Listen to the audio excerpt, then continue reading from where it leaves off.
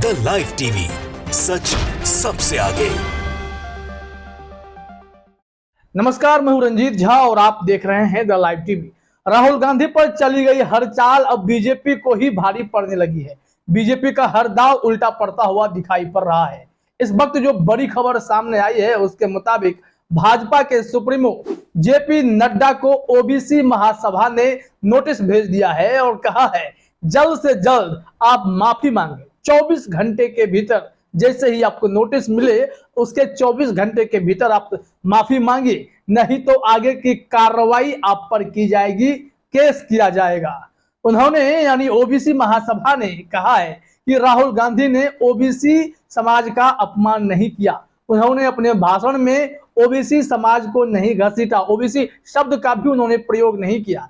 इसलिए पूरी बीजेपी और जेपी नड्डा खुद ओबीसी को इस मामले में ना घसीटे। राहुल गांधी का मामला मोदी से जुड़ा अगर मामला है उसे वहीं तक रहने दें। मोदी मतलब ओबीसी नहीं होता है। और इस नोटिस के बाद अब जेपी नड्डा को ही यह दाव भारी पड़ने लगा है।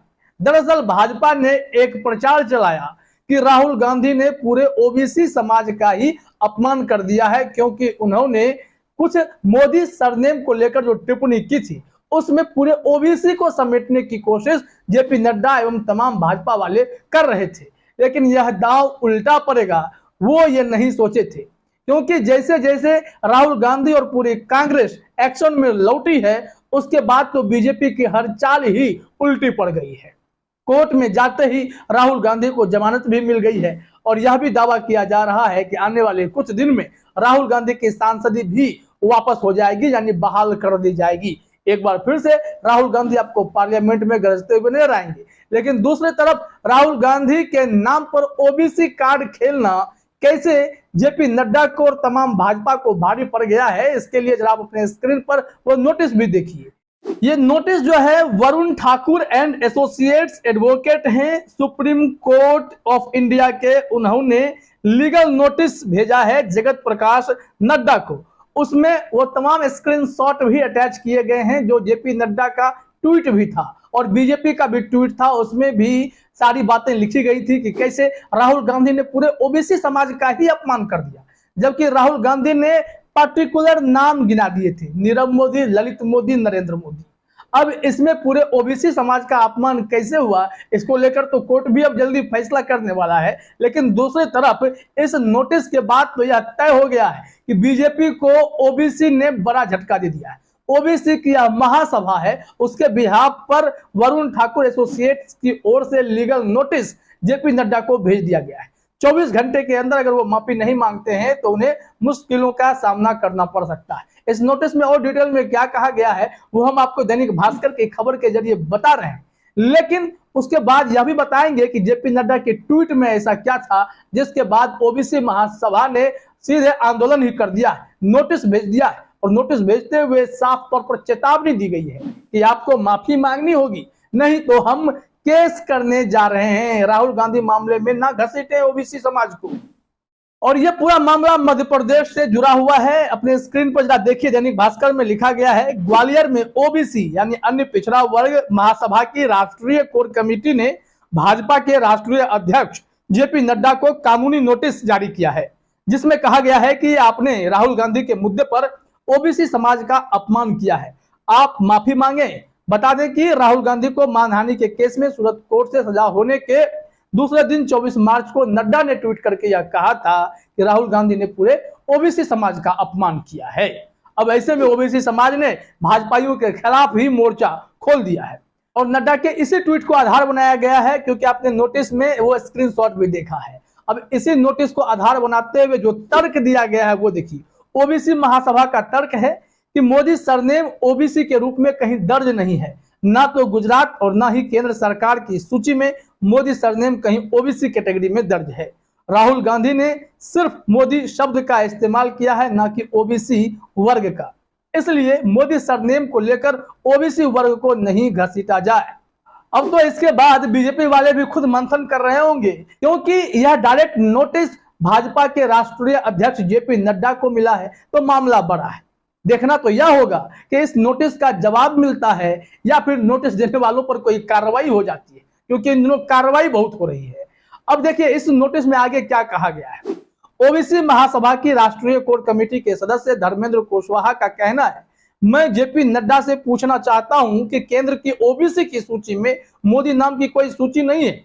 गुजरात में भी जहां मोदी जी की जाति का कोई उल्लेख नहीं है, तो क्या कारण है कि आप ओबीसी को एक ढोलक की तरह हर तरफ से बजा रहे हैं। जब अच्छाई की बात आती है तो ओबीसी जाति का कोई नाम कहीं नहीं लेते हैं। जब किसी व्यक्ति के माध्यम से गाली दी जाती है तो चिल्लाने लगते हैं कि ओबीसी को गाली दी है। ये ओबीसी जाति के साथ छलावा और अपमान है।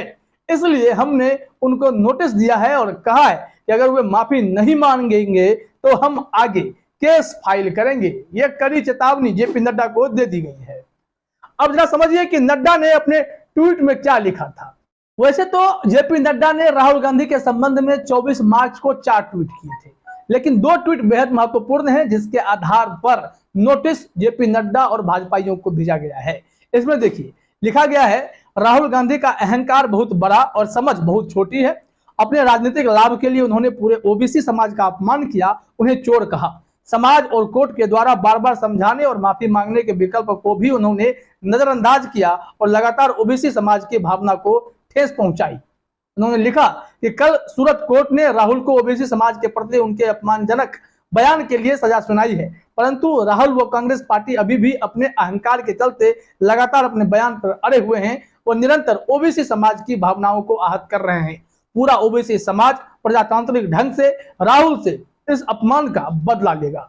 यह जेपी नड्डा का ट्वीट था, लेकिन इसमें ओबीसी कैसे घुसा, ये सियासत के अंदर ओबीसी इनपुट कैसे पड़ा, क्योंकि राहुल गांधी ने तो सिर्फ मोदी सरनेम के कुछ लोगों का नाम लिया था जिन पर उन्होंने कहा था कि ये सब चोर है, और उस बिना पर बीजेपी ने इसे बहुत बड़ा दायरा देने के लिए पूरे ओबीसी समाज को लपेटने की कोशिश की। लेकिन अब एक और जहां गुजरात की सेशंस कोर्ट में राहुल गांधी को जमानत मिल गई है, तो दूसरी तरफ ओबीसी महासभा ने भी भाजपाइयों के खिलाफ मोर्चा खोल दिया है और कहा है कि आपको जल्द से जल्द माफी मांग लेनी चाहिए, नहीं तो हम आगे की कार्रवाई करेंगे। मोदी कहीं ओबीसी के रूप में दर्ज नहीं है और सिर्फ मोदी से पूरा ओबीसी वर्ग बनता भी नहीं है। ऐसे में पूरे ओबीसी वर्ग का कैसे अपमान हुआ, इसका जवाब दीजिए। उन्होंने कहा है कि राहुल गांधी का मामला और आपका मामला हो सकता है, लेकिन इसमें ओबीसी समुदाय को घसीटने की जरूरत नहीं है। लेकिन बीजेपी तो पॉलिटिक्स इसी के सहारे करना चाह रही थी, क्योंकि ओबीसी का वोट बैंक कितना इंपॉर्टेंट होता है बीजेपी के लिए यह जग जाहिर है। और ऐसे में उन्हें लगा कि सुनहरा मौका है कि कांग्रेस से इस वोट बैंक को साफ तौर पर छीन लिया जाए। लेकिन राहुल गांधी के साथ अब ओबीसी महासभा ही खड़ा हो गया है और जेपी नड्डा से माफी मांगने को कह दिया है, नहीं तो केस किया जाएगा। यानी बीजेपी की हर मूव धीरे धीरे उल्टी पड़ती जा रही है। आने वाले कुछ समय में कई राज्यों में विधानसभा के चुनाव होने वाले हैं और हर जगह बीजेपी की स्थिति गड़बड़ी है, चाहे वो मध्य प्रदेश हो, छत्तीसगढ़ हो, कर्नाटक हो, राजस्थान हो। इन जगह पर बीजेपी को भारी मुश्किलों का सामना करना पड़ेगा और जब ओबीसी समाज इनका बहिष्कार कर देगा तो यह वोट बैंक भी हाथ से निकल जाएगा। फिलहाल इस वीडियो में इतना ही। आप सभी का हमसे जुड़ने के लिए बहुत बहुत धन्यवाद। द लाइव टीवी, सच सबसे आगे।